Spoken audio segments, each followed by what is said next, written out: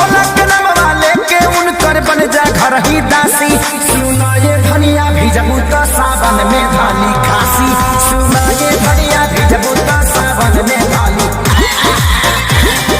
जाए खाती देव घर ऐसे कर जनी जिद हो, भोला के कृपा से यही जा हो जैबू प्रसिद्ध हो। लैकन के जैसे तू काहे बांधेलू हासी। सुना ये धनिया भिजबू तो सावन में धाली खासी।